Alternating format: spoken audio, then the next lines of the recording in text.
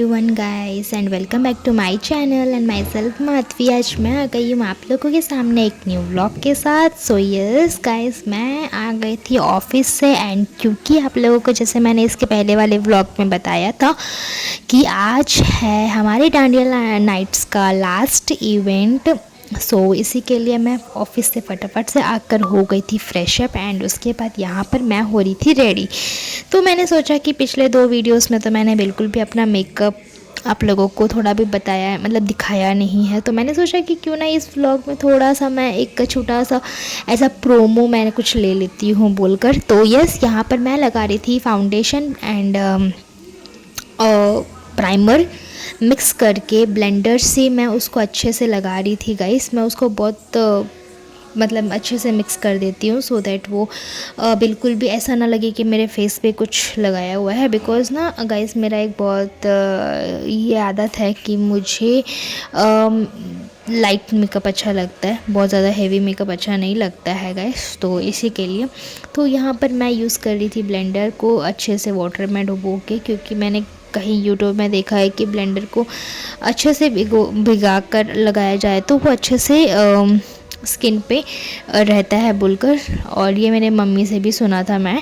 तो इसी के लिए मैं यहाँ पर ब्लेंडर को अच्छे से ये कर दी थी, मतलब भिगो दी थी एंड यहाँ पर मैं लगा रही थी जो मैंने मिक्स कर रखा है प्राइमर एंड फाउंडेशन, जिसको मैं अपने फेस पे अभी अप्लाई कर रही थी गाइस।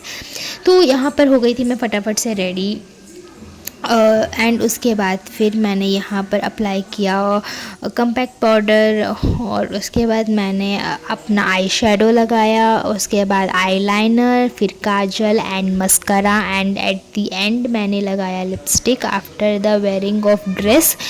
मैं मतलब ड्रेस चेंज करने के बाद मैंने लगाया था लिपस्टिक, क्योंकि मैं लिपस्टिक लास्ट में लगाती हूँ। मुझे लगता है कि वो फिर इधर उधर हो जाएगा तो अच्छा नहीं लगता है।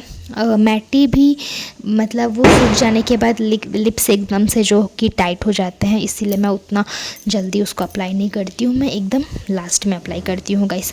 तो यहाँ पर मैं हो गई थी फटाफट से रेडी एंड इतने में मेरी बहन भी आती है देखने के लिए कि मैं कैसे रेडी हो रही हूँ बोलकर, क्योंकि जो मेरी बहन है वो तो एक ही इवेंट में गई थी एंड बाकी का 2 एक्चुअली क्या हुआ था कि जो 2 इवेंट का टिकट था वो मैंने पहले ही ले लिया था, और एंड मोमेंट में जो मेरी बहन के साथ गई थी उसके टिकट्स मैंने लिए थे। और जब तक मैं इस टिकट्स मतलब इस वाले इवेंट के जब तक मैं उसको टिकट्स लूँ तब तक उसका प्राइस बहुत ज़्यादा ही हाई हो चुका था, ऑलमोस्ट 1800 समथिंग 1500 to 1600 ऐसा कुछ था। एंड नो, मैं इतना प्राइस दे के डांडिया नाइट्स मैं नहीं जा सकती हूँ गाइस। मे बी आप लोग जो भी बोलो कि मैं कंजूस हूँ वॉटेवर आप लोगों को, बट 1500 दे के पर नाइट का डांडिया नाइट्स सिर्फ 2 से 3 घंटा खेलने के लिए मेरे को अच्छा नहीं लगता है गाइस। मुझे लगता है कि ठीक नहीं है, थोड़ा सा मतलब मिसयूज़ हो रहा है मनी का, ऐसे लगता है गाइस।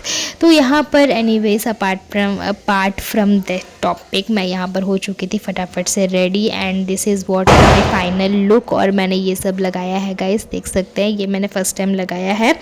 इसको हिंदी में क्या बोलते हैं मुझे तो नहीं पता, बट मैंने आप लोगों को दिखा दिया है। अगर आप लोगों को इसका नाम पता है तो आप लोग कमेंट सेक्शन में लिख कर बता दीजिएगा कि इसको हिंदी में क्या बोलते हैं। तो ये मैंने बहुत पहले लिया था, बहुत पहले मतलब बहुत पहले, करीबन हो चुका था 2 से 3 साल, बट मैं उसको बिल्कुल भी यूज़ नहीं कर रही थी। सो यस, यहाँ पर मैं आ गई थी डांडिया नाइट्स एंड हम लोग बहुत ज़्यादा डांडिया खेले थे। एंड हमारे जो इस डांडिया नाइट के स्पेशल गेस्ट थे वो थे संकेत भोसले, जिन लोगों को आप मे भी कुछ लोग जानते होंगे, मे भी कुछ लोग नहीं जानते होंगे। अगर जो कपिल शर्मा शो देखता है उन लोगों को पता होगा कि संकेत भोसले कौन है। तो यहाँ पर आ चुके थे संकेत भोसले सर, और यस जो हमारे इवेंट के स्पेशल गेस्ट थे। और मैं इतना बोल रही हूँ कि मेरी जो हिंदी है वो लपलपा जा रही है गाइस तो वो उस चीज़ को इग्नोर कीजिएगा। तो यस, यहाँ पर संकेत भोसले सर आ चुके थे हमारे इवेंट में एंड हम लोग बहुत ज़्यादा एंजॉय किए थे गाइस। और उसके अलावा फिर उन्होंने कुछ स्पीच वगैरह दिए, वो मिमिक्री वगैरह किए। जैसे कि मैंने कहा कि वो हमारे मतलब लाइक ऐसे नॉर्मल जो टेलीविज़न होता है उसमें भी वो आते हैं, लाइक कपिल शर्मा शो में इनका ग्रेटेस्ट रोल है एज अ मिमिक्री आर्टिस्ट। तो यहाँ पर इनको बुलाया गया था and after the speech and वगैरह वगैरह जो भी होता है वो सब के बाद हम लोग अपने से आ चुके थे यहाँ पर फिर से मौज मस्ती करने के लिए। एंड जैसे कि मैंने कहा था कि डांडिया ख़त्म होने के बाद यहाँ पर लास्ट में होता है बॉलीवुड सॉन्ग्स, जो कि हम लोग बहुत ज़्यादा एंजॉय करते हैं अपने आप में ही।